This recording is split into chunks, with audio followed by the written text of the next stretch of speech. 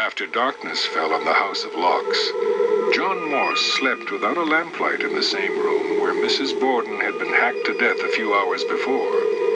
Lizzie and Emma, who had returned from Fairhaven, also slept without a light, as did Miss Russell, who slept in Mr. and Mrs. Borden's room.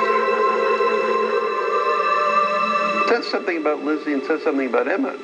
I mean, let's face it, if Emma didn't do it, if Lizzie didn't do it, Bridget didn't do it, then there was some lunatic out there with an axe who could reappear. And yet there seemed to be no fear of that.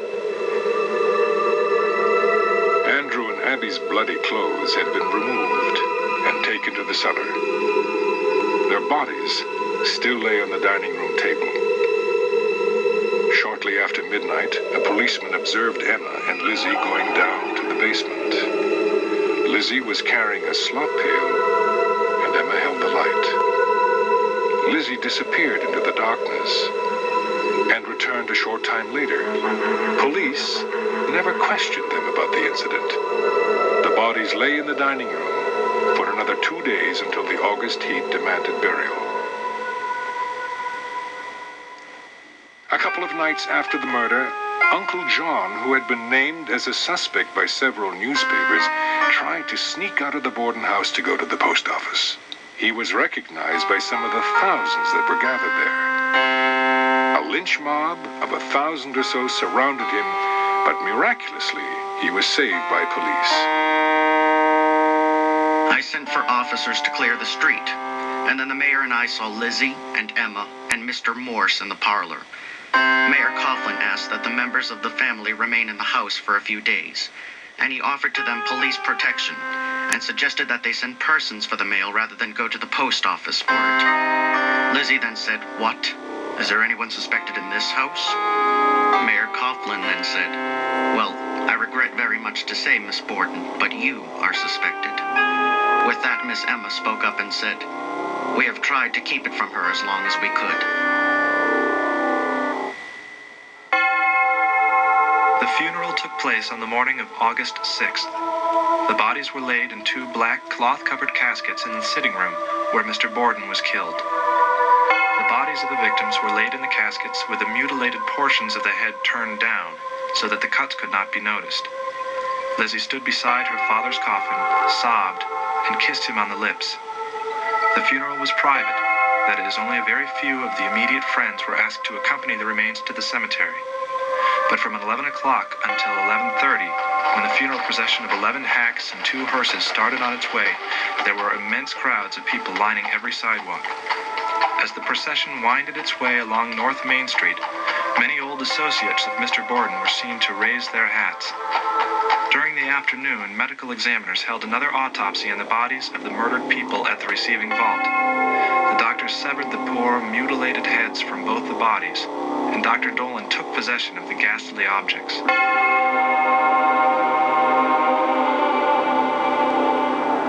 The glaring white skulls with great rents where the murderous axe had crushed then were added to Dr. Dolan's collection of evidence, which could not be properly called circumstantial. E.H. Porter. It occurred to someone 5 days after the murders that the clothes Lizzie wore the day of the murders should be examined for bloodstains. Lizzie obliged and gave authorities a beautiful, clean dress, even though she said she had spent 20 to 30 minutes in a suffocatingly hot loft that was covered in thick dirt and dust. Lizzie hired Andrew J. Jennings, a highly competent Fall River attorney. Now, it is almost impossible that this frightful work could have been done without the clothes of the person who did it being bespattered with blood. Then came Lizzie Borden, dressed in the same clothes she wore before the killing. This, together with the improbability that any woman could do such a piece of work, makes the suspicion seem altogether irrational. 5 days after the murder, an inquest was held.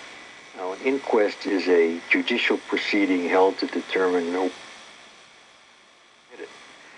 And it was a formality in the case of the Borden murders. But a few days of those murders, and Knowlton examined Lizzie. Her lawyer was there, but not permitted to sit with her. He was outside the room. It was a closed proceeding, which is never meant to be. But Knowlton took her up and down and over hill and down.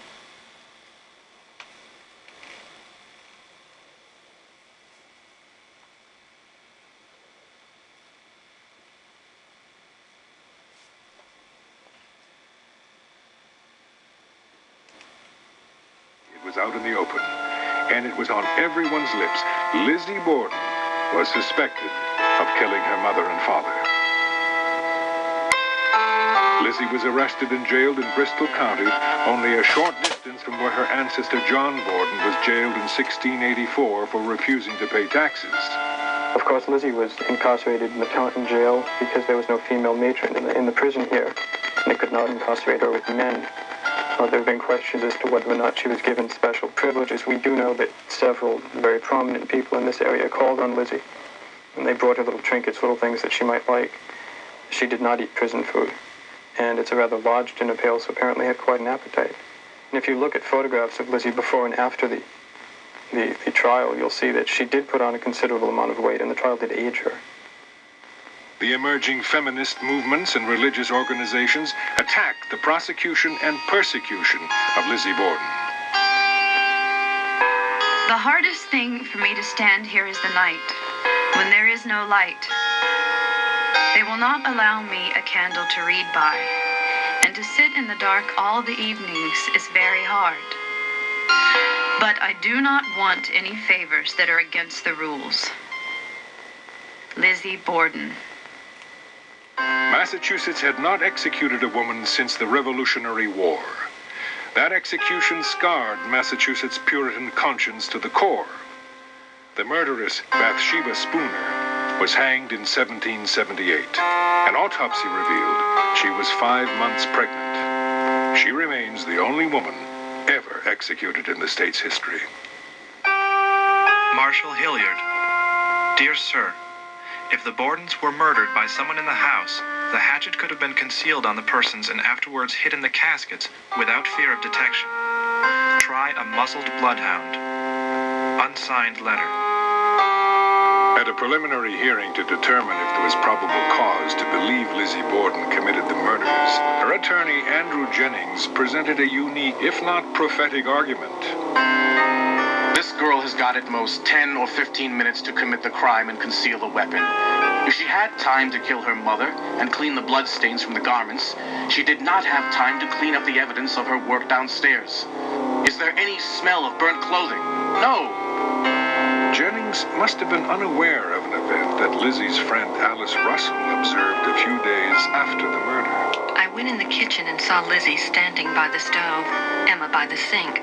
Lizzie had a dress, and I asked her what she was going to do with it, and Lizzie said she was going to burn it. It was all covered with paint. I said nothing and went out. When I came in the room again, Lizzie was tearing the dress. I said I wouldn't let anybody see me doing that. There were no officers in the house at the time. I said, I'm afraid that's the worst thing you could have done was to burn that dress. I've been asked about your dresses, and she said, why did you let me do it?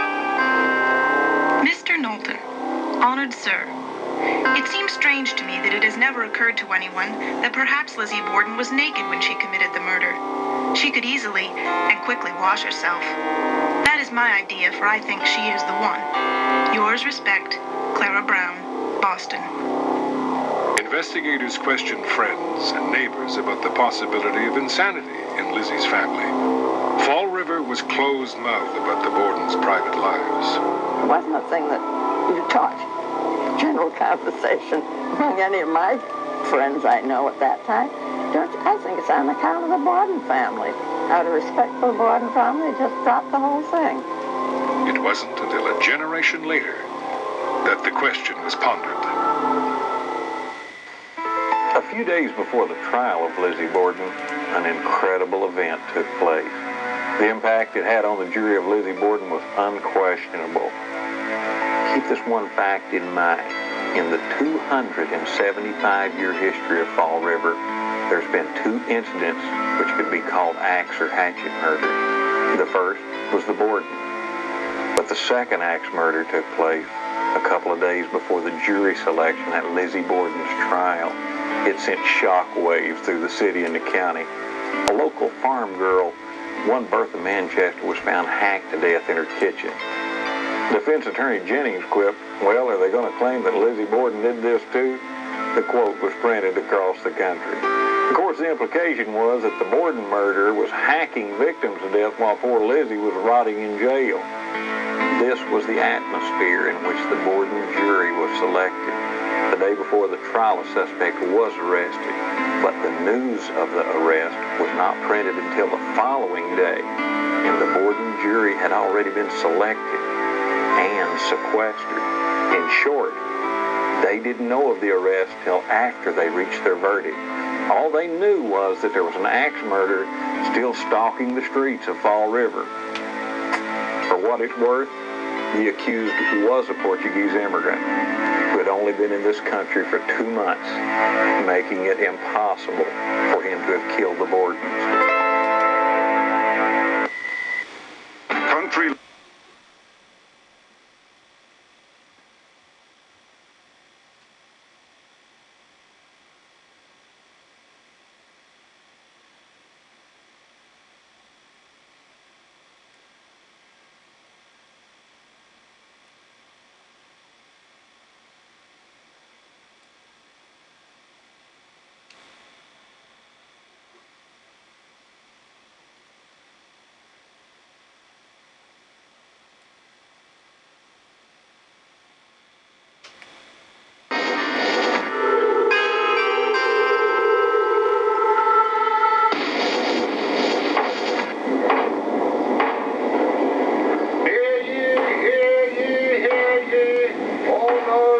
Anything to do before the honorable justices of the Superior Court, gather round, give your attention, and you shall be heard.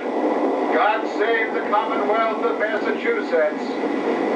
The trial of Lizzie Borden began on June 4th, 1893. A 3-judge panel was appointed to hear the capital case. 30 additional telegraph lines had been temporarily installed to handle the press coverage.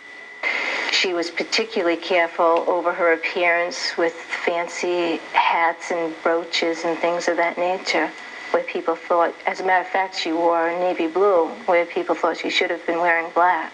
Everyone wanted to see Lizzie Borden. She was held in jail, which was the closest woman facility, and she had to take the train to New Bedford, where the court was held in session, and people would stand by trying to get a glimpse of Lizzie Borden. They wanted to see what she had on that day, if she would look at them, if she would show any emotion, if she would glance, if she would flutter her fan. Every one of her movements were recorded. It was just amazing. Both sides in this trial were admirably equipped for a battle of the very first class. Knowlton, who prosecuted the case, was a very aggressive, very ambitious, thoroughly prepared and competent, skilled, able prosecutor. He later went on after this case to become the Attorney General of Massachusetts, and he was a master at the technical skills of a good litigating lawyer, a good trial lawyer. But Lizzie had terrific lawyers too. George Dexter Robinson was her principal lawyer, and he had been governor of the Commonwealth. In fact, he had appointed one of the judges, Justin Dewey, who was on the panel of 3 who sat on the trial. And it was Dewey who gave the charge to the jury. The trial really had everything. It was as dramatic as you can get. At one point, when the question arose whether this handleless hatchet might or might not have been the murder weapon, the forensic scientists cleansed the skulls and brought them into the courtroom. Lizzie was unaware that this was going to happen. And she was sitting in the prisoner's dock, and they brought in the skulls of her mother and father in a case and opened them up and put them in evidence and showed or tried to show whether the hatchet did or did not fit. It was actually inconclusive. And she swooned dead away. The ensuing publicity over the exhibition predictably outraged the Puritan sensibilities of the time. Dr. Dolan, sir. Looking over the Boston Herald, I saw an article describing your brutal mutilation of the bodies of Mr. and Mrs. Borden. You and General Pillsbury are a disgrace, not only to Massachusetts, but to the whole country. You're not fit to be with decent people. You should be shot like a mad dog. You grave-robbing doctors have dulled the sensibilities of the people by the exhibition of human bodies in court and elsewhere. I presume that if General Pillsbury told you to cut off the heads of the Borden girls, you would do it, you thick-headed idiot. Yours sincerely, John E. Gray. The prosecution would suffer 2 devastating rulings by the tribunal. First of all, they kept out the inquest and the inquest testimony. That was the only time Lizzie ever testified, and she contradicted herself quite a bit. The court excluded that testimony on the grounds that since Lizzie didn't have her lawyer with her in the room when that examination was going on before a judge, it wasn't fair. It was kind of a 1892 version of the Miranda rulings, where you have the right to counsel, and if you don't have the counsel when they're asking you the questions, then the questions don't count. And secondly, they kept the testimony of Eli Bentz out. Eli Bentz was a pharmacist who swore at the inquest that Lizzie Borden had gone into his pharmacy, and his assistant and one of the other customers felt they recognized her also, to purchase prussic acid. The prosecution offered the testimony to show that she was of a heart depraved and disposed to murder before the day's events of the following day. The defense argued, no, this is too remote in time and a different method altogether, and the judges bought that, and they excluded the testimony. The prosecution's case hung by a thread on one piece of damning testimony, the dress-burning incident. The defense countered with a most unlikely tiger, and it came in the form of shy, reclusive Emma Borden. On Saturday, the day of the search, I saw it hanging in the clothes press near the front entry. I went in to hang a dress, and there was no vacant nails, and I noticed this dress of Lizzie's. Later, I said to my sister, "Lizzie, you have not destroyed that old dress yet. Why don't you?" I next saw the Bedford cord dress Sunday morning, August 7th, after breakfast at about 9 o'clock. I was washing dishes, and I heard Lizzie's voice. I turned around and saw she was standing at the kitchen stove. The dress was hanging on her arm, and she said, "I think I shall burn this old dress up." I said to her, "Why don't you? You'd better do it," or something like that. I can't tell the exact words, but it meant do it. And then I turned back to washing dishes and didn't pay any more attention to her at that time. George Dexter Robinson appointed one of the judges, Justin Dewey, who was on the panel of 3 who sat on the trial. And it was Dewey who gave the charge to the jury. And a much later justice, Robert Sullivan, who wrote a book about the case, analyzed the charge as a virtual direction to the jury to acquit her.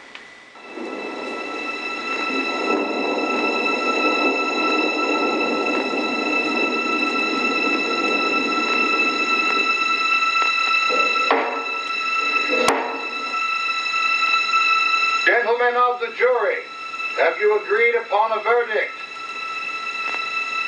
The jury decided Lizzie Borden's fate within 10 minutes after retiring. They stayed another hour out of courtesy.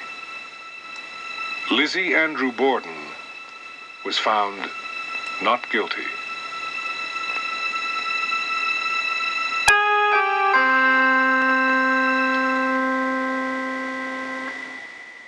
Lizzie Borden returned to Fall River. If she thought she would be accepted back into the community, she was mistaken. The courts delivered that verdict, and legally she had been tried, she was acquitted, and she was innocent of the crime. It was left to her contemporaries in Fall River to deliver their own verdict, and they did, and it was a harsh one. And she was ostracized socially for the rest of her life. When she went back to church, Central Church was her home church, when they went back, she went back after her acquittal. The people that had pews near her moved away. Miss Russell, Miss Johnstown, and Miss Borden had been the closest friends, where both had proclaimed their belief in her innocence and had been intimate with her. Now they ceased to declare their faith in her and ceased all intercourse with her. This intercourse was never resumed. Neither would talk, but it appeared as though, no longer convinced of her innocence, they regarded her as possibly, if not probably, guilty. C.H. Wells. She returned to the house, got rid of it, bought the big house she wanted up in the Highlands, up on French Street, and got what the neighbors considered to be a bit flamboyant. She had maple crofts carved in the top step. They thought that was very déclassé. And she later referred to herself as Lisbeth of Maplecroft. And I can remember as a child, people would say, look out the window, Lizzie Borden's going out for a ride. Well, I had no idea who Lizzie Borden was at 7, 8, 9, 10 years old. But I'd look out and see a beautiful carriage going by, driven by beautiful horses with a coachman, and thinking, oh, wouldn't it be nice? As I remember, it was only looked like an old lady dressed in black going out for a ride. And I'd think, well, wouldn't it be nice if we could have a afternoon ride Sunday afternoon, looking like that? But we knew we couldn't, so it just turned away.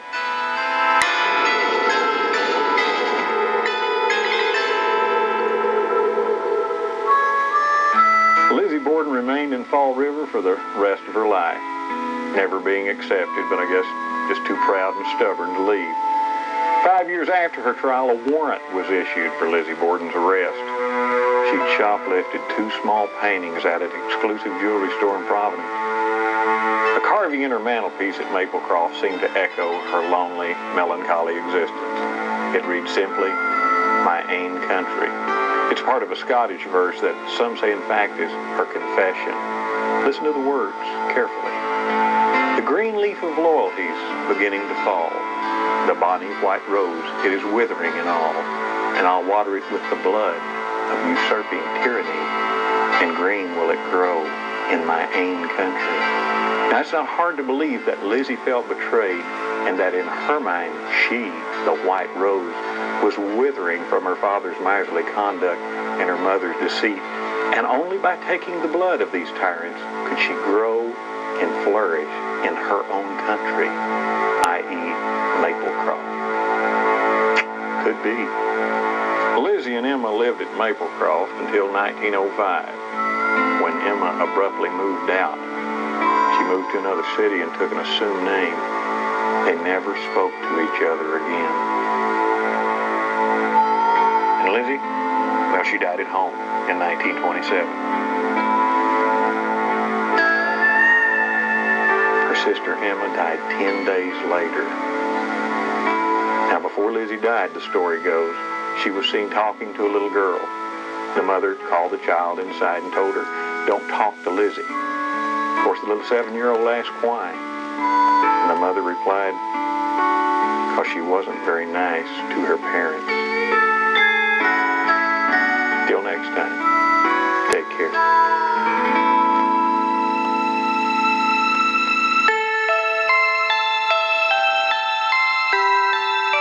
From Canada to Mexico, from the windswept shores of the east to the sun-swept shores of the west, see the United States in all its glory on America Coast to Coast. Mondays at 10 Eastern and Pacific on the Discovery Channel.